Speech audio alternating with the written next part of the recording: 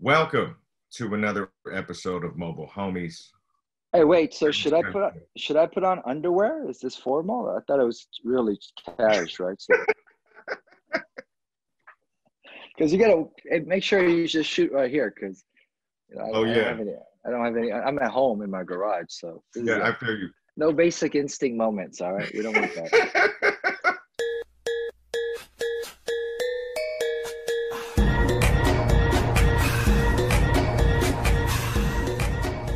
My good friend, 25 fucking years, actor, writer, homie. You know him well, from all his movies and roles and appearances, but he's just a good dude, man.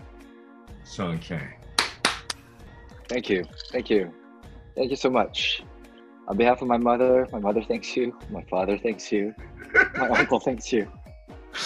Good to be here, bro. 25 years. Jeez. Can you believe it?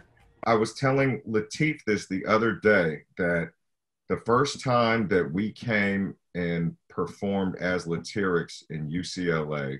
Yeah, because Evan was going to school. Our mutual friend Evan, he started dabbling in the video production, making music videos for you, right? He needed a extra cameraman, and I'm not a cameraman. He was saying that, yeah, it's northern hip hop. This guy's legend, in our community. This guy is pushing boundaries, and he's Asian American. It'd be kind of cool. So I went, and I saw you on stage, man. It was like the first time I think I ever saw my face on stage doing hip hop that I could like start bobbing to. And I was That's like, cool. yo, Yeah. this is dope. Simply, that's it. Thank you, man. Thank you.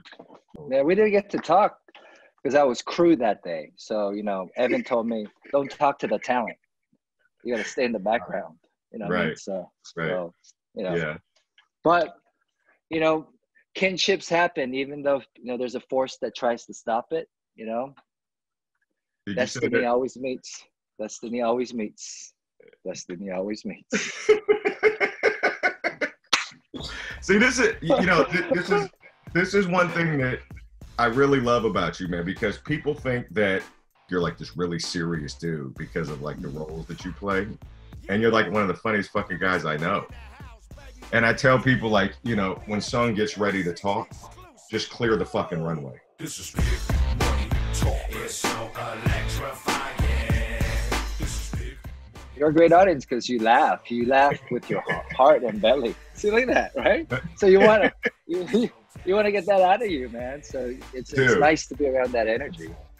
When you started Sung's Garage, I thought that was fucking perfect, because it just marries all your influences, you know what I mean? And you get that opportunity where you can talk and explore and all that kind of shit, Yeah, yeah, it's been a learning experience for me because I don't think that I'm a very good talker, and it's hard for me to articulate like what's in my mind out of my mouth, The podcast has definitely made me, work on a muscle that I didn't have, and it was really just kind of listening. Because now a lot of this stuff is via Zoom, like, we're not in person, right? And then it's a different vibe when, we're actually like, near each other. And this has kind of forced me to go, all right, get rid of the static and focus on what this person is saying, because I might not be able to touch you for a long time. I might not be able to be hanging like physically with you. So yeah, it's been great to be able to reach out to people from all over the world, right? Like, we did one in Wuhan, China, man. And to be honest with you, like, I was kind of shitting bricks about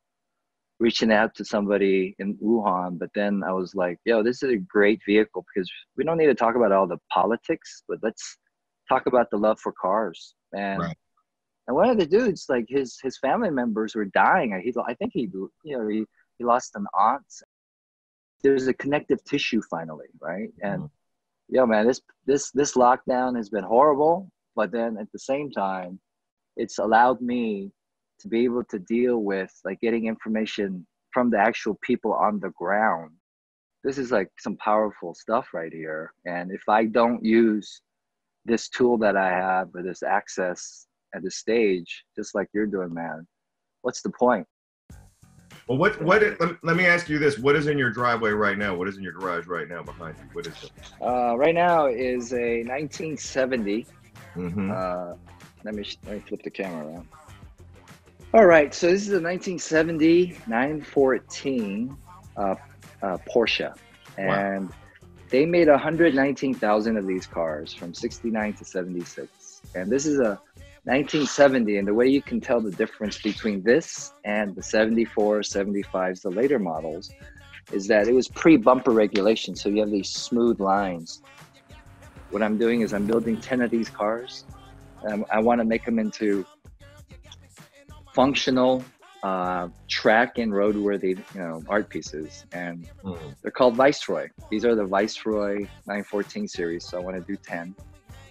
Having a hobby car, you have to have some money and some time, right? So I've been hustling to make a living as an actor, like 100 jobs, man. So I've always had the interest, but to say that I was like wrenching on cars and I grew up around them, it's like, nah, man.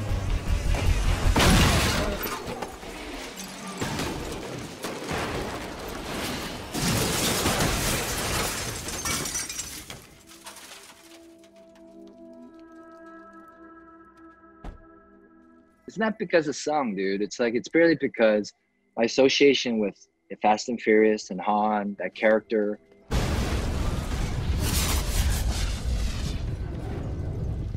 It connects to people, so they want to live that in real life. And I was like, wow, I have such great access. What a great key to the world, especially in the car community. To have a car in the garage like this and to say, yo, man, all these ideas and all these people are coming together. Come on, man. I know what that is. That's I won the lottery. Yeah. I won the dude lottery, right? So right, totally. Yeah. No, I mean, it's community. It creates a community. For sure. I mean, the way I met Justin Lin, the director of, the latest Fast, the Tokyo Drift, where I started in the franchise. And, Better Luck Tomorrow, his first solo debut, I was in New York doing some, independent film that never got finished. It was an Asian American director, an Asian American story. So I was like, yo, there's a whole bunch of me out here. That producer, heard that Justin was talking. He said, hey, I'm casting my movie, but I have no money and I don't want to deal with agents. I can't afford all that. And I had a couple of other friends that was really going, hey man, you gotta meet this young director. He's doing a film out of UCLA. It's Asian American thing. And I was like, I don't know. They don't really finish their movies. And then and then I met Justin, man. And then we clicked. We spoke the same language, That obviously led to, my participation in Fast. That's where Han was born.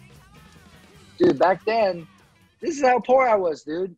When Better Luck had its, little premiere, I couldn't afford new clothes. So I went to Banana Republic up the street because the premiere was in La Cienega in Beverly Hills area. And I went to Beverly Center, to Banana Republic, bought clothes, left the tags on it, and then next day I returned all the clothes. That's how I went to the deal.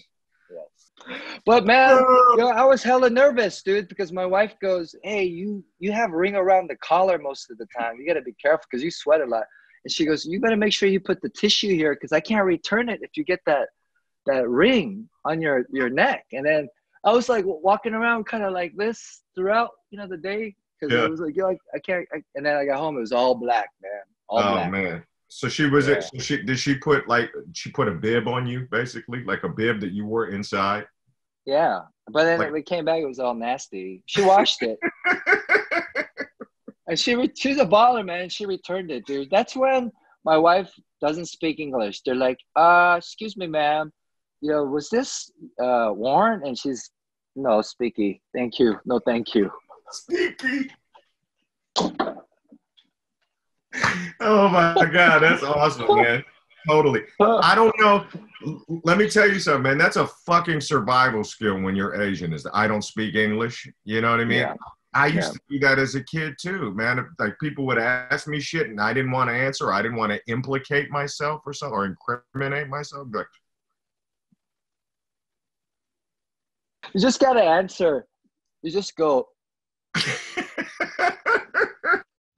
Because you grew up in Georgia, bro. I mean, not exactly Asian American capital of the world. I mean, did you have a lot of moments like that growing up? I mean, was that a like sort of a, were there survival skills that you had to learn? Racism is so, it's so complicated because you got to contextualize it. I don't think, growing up in Georgia, you realize that most people didn't even know the difference between Asians. Right. Back then, dude. Yeah. No one even called me Korean, dude. Everybody thought I was Chinese, man. Totally. Right? Totally. Right? Yeah. And I learned how to be an actor young, man. Like I learned like how to use my Asianness to not get my ass beat.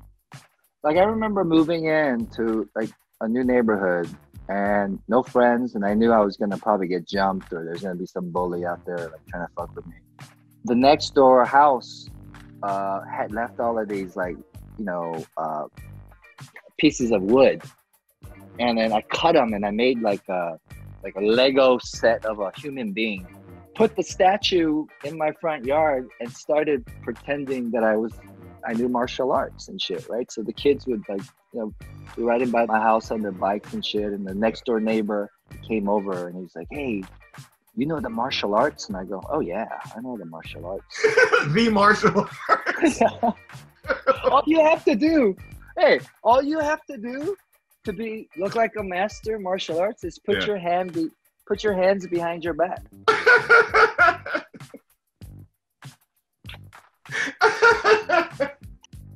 This is the part that I love hanging out with you. You know what I mean? It's just the laughs and shit, that I think a lot of people aren't up on, And I can't wait to do it again when all this shit is over, man. But I want to thank you, man, for doing this with me. Thank you for doing Mobile Homies, son. I appreciate it, man.